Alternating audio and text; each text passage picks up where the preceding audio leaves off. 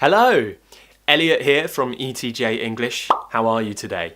Now, one of the most common questions I'm asked as a pronunciation teacher by students of my course or people who subscribe to my channel, they always ask me, Elliot, how can I speak English faster but clearly? Now, the first thing to understand is that communication, speaking English, well, it's communication. That's what it is. We're not in a race to talk as fast as we can. We're not trying to rap and speak really, really fast like this so that people can't really understand us. We need to find that balance in the middle, because then our listener will enjoy listening. We don't want to make our listener feel uncomfortable by talking really, really fast. The key is being able to handle your stress and your rhythm when you speak. So the first thing to understand is that English is a stress-timed language. This means that everything we do is timed by stress. We have stress in words, different syllables can be stressed, and we have stress in sentences, which is when different words are stressed throughout our sentences. And we can also break these sentences into what we call thought groups. Now, I'm not going to talk about thought groups today because they're a little bit more in-depth and that's saved for my pronunciation course. But what I will talk about is generally just how to control your rhythm and stress so that you can talk a little bit faster but still maintain a clear and confident sounding accent. And the other thing I'll mention before I begin is the accent I teach, the accent I focus on in my lessons, in my course, is my accent, which is just a form of modern RP, very common in the south of England, but there are many other accents which you can learn. We stress the words which we want our listener to hear. So verbs, nouns, adjectives, adverbs, anything which paints the picture, right? We're painting a picture for our listener all of the time. We're talking and creating an image or creating an emotion or anything with our words. So the words which do that are obviously the words we really want our listener to hear. A basic example would be me saying, I'm going to London tomorrow.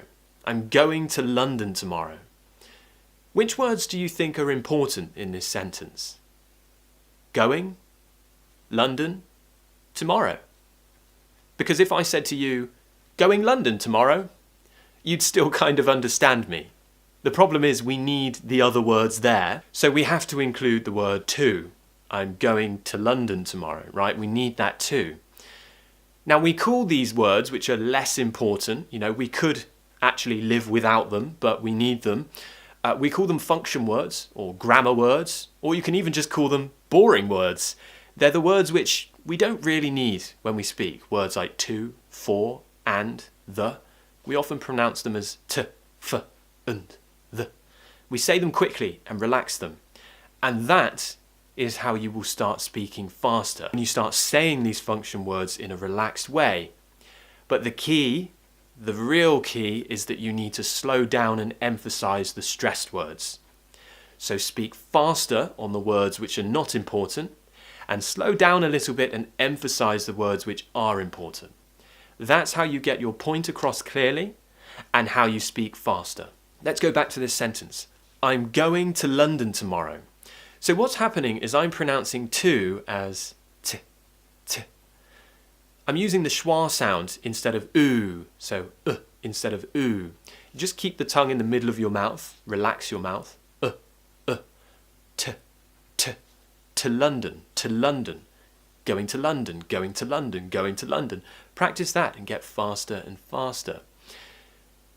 And because I'm relaxing to, it's speeding up my speech. If I said going to London, or going to London, it becomes a lot faster when I relax that to and it becomes t. But I'm still making going and London clear and emphasized because it paints the picture. So practice with me now. I'm going to London tomorrow. I'm going to London tomorrow. And it's very important that you work on your stress and your intonation before you start working on the vowels and the consonants if you're trying to learn a British, American, any kind of accent. So let's take a look at this sentence now. What do you want to do later? What, want, do, later. Imagine I say this to you now.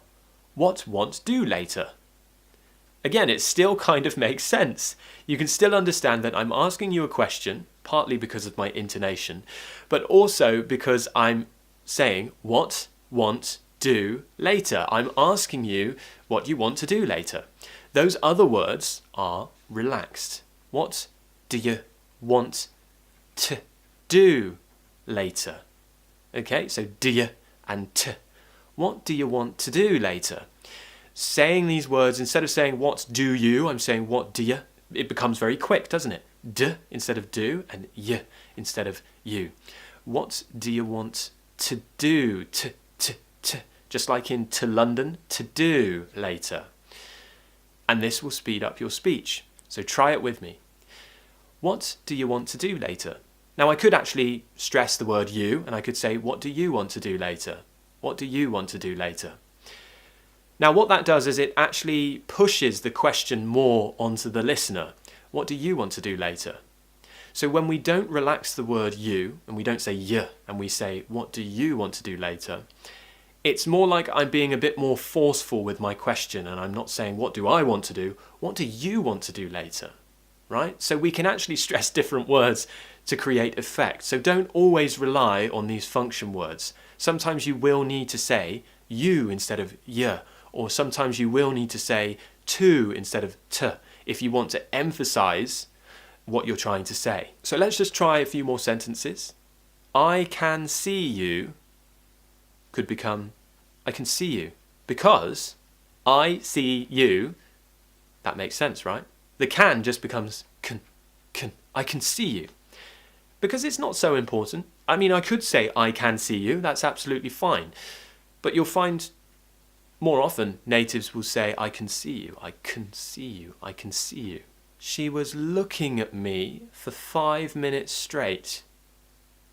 She was looking at me for 5 minutes straight. She, looking, me, 5 minutes straight. Those are the important words. The other words, again, can be relaxed. She was looking at me 5 minutes straight. So 4 is becoming f. And again, we're speeding up. She was looking at me for 5 minutes straight. She was looking at me for 5 minutes straight. It's very hard to do that. So we need to relax those function words. And that is how you can begin talking faster. And there are other techniques and other things that we can do. And I, of course, talk about those things in my British pronunciation course, which you're welcome to join if you wish. The link's in the description below.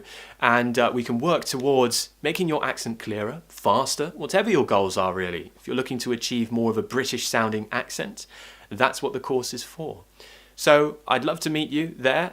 We can also talk on WhatsApp after you've joined the course, so I can give you feedback through voice messaging and a full analysis on your accent when you first join. So hopefully I'll meet some of you there after you've joined the course, but the rest of you, please give me a thumbs up, subscribe, and I will see you in the next lesson next Friday. Cheers guys, bye.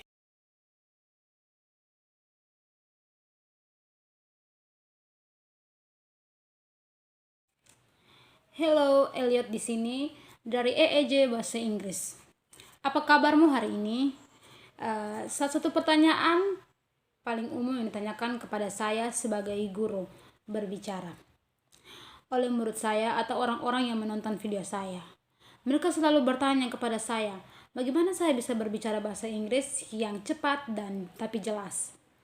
Hal pertama yang harus dimengerti adalah komunikasi. Bahasa Inggris dengan baik itu adalah komunikasi begitu saja.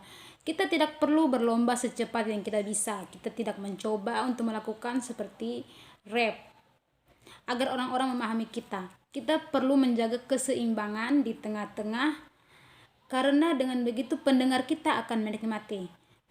Mendengarkan kita tidak membuat pendengar kita merasa tidak nyaman dengan berbicara sangat cepat.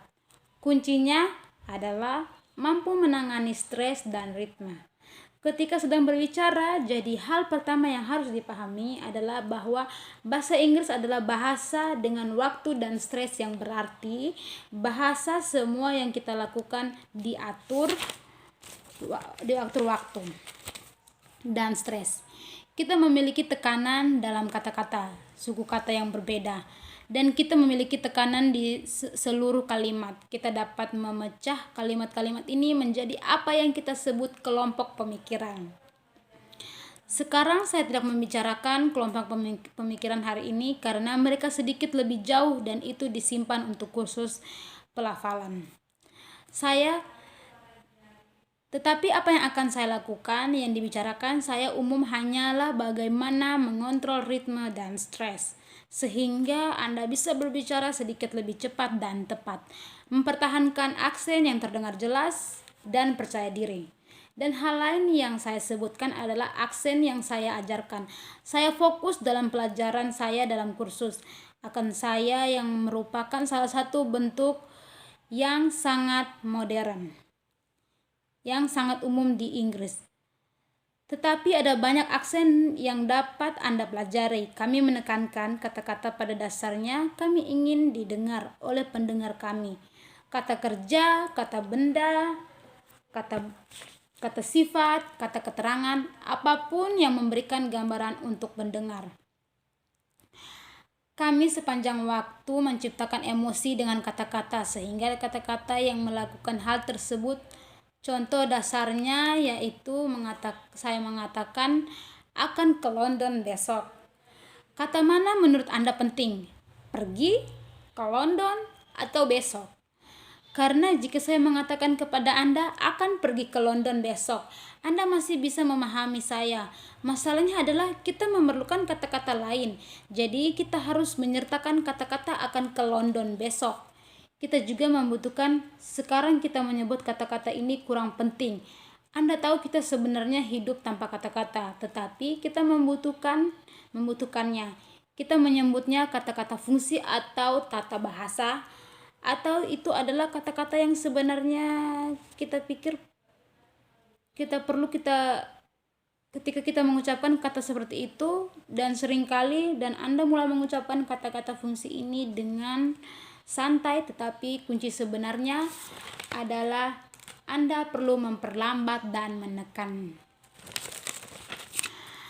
Kata-kata yang ditekankan sehingga berbicara lebih cepat, kata-kata yang tidak penting dan pelan-pelan sedikit dan tekankan. Kata-kata yang penting itulah caramu menyampaikan maksudmu dengan jelas dan caramu berbicara lebih cepat. Mari kita kembali ke kalimat ini. Aku akan ke London besok.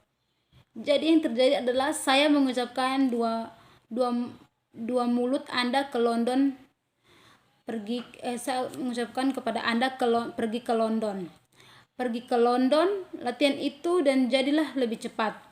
Dan lebih cepat, mempercepat ucapan, jadi aku bilang pergi ke London atau pergi ke London itu jauh lebih cepat ketika aku bersantai. Tapi aku tetap membuat pergi ke London jelas dan ditekankan karena itu melukis gambarannya. Jadi berlatihlah dengan saya sekarang. Saya akan ke London besok. Saya akan ke London besok, dan sangat penting bagi Anda untuk mengatasi stres dan intonasi sebelum memulai mengerjakan vokal dan konsonan juga jika Anda sedang mencoba mempelajari aksen apapun dalam bahasa Inggris. Jadi mari kita lihat kalimat ini sekarang. Apa yang ingin Anda lakukan nanti?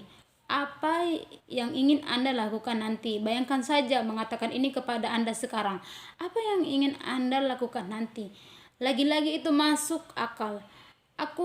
Kamu masih bisa mengerti bahwa aku mengajukan pertanyaan kepadamu sebagai karena intonasiku, tetapi juga karena mengatakan apa yang ingin kamu lakukan nanti. Aku bertanya kepadamu apa yang ingin kamu lakukan nanti. Kata-kata ini santai.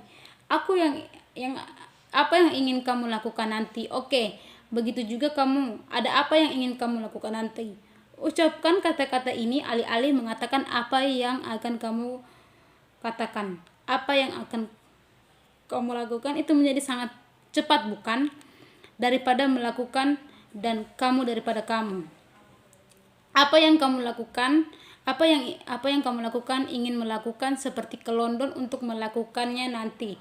Dan ini akan mempercepat pidatomu. Jadi cobalah denganku apa yang ingin kamu lakukan nanti. Sekarang aku bisa menekankan kata kamu dan aku bisa mengatakan apa yang ingin kamu lakukan nanti. Apa yang ingin kamu lakukan nanti? Sekarang apa yang dilakukannya adalah justru lebih mendorong pertanyaan ke pendengar. Apa yang ingin kamu lakukan nanti? Jika ketika kita tidak bisa sampai kata kamu dan kita tidak mengatakan ya, dan kita mengatakan apa yang kamu ingin melakukannya nanti, itu lebih seperti menjadi sedikit lebih tegas dengan pertanyaan, aku tidak mengatakan apa yang ingin aku lakukan, apa yang ingin kamu lakukan nanti. Jadi kita bisa menekankan kata-kata yang berbeda untuk menciptakan efek. Jadi jangan selalu mengandalkan kata-kata fungsi ini. Kadang-kadang Anda perlu mengatakan Anda daripada yang, atau kadang-kadang Anda perlu mengatakan kepada daripada.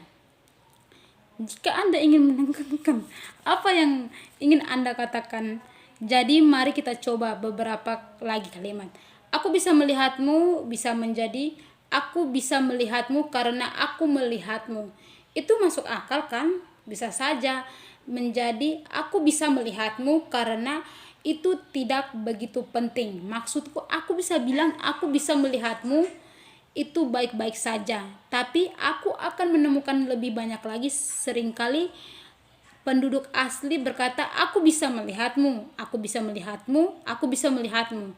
Dia menatapku selama 5 menit berturut-turut. Dia menatapku selama 5 menit berturut-turut. Ada kata-kata paling penting. Kata-kata penting lainnya biasanya santai. Dia menatap ke arahku 5 menit berturut-turut.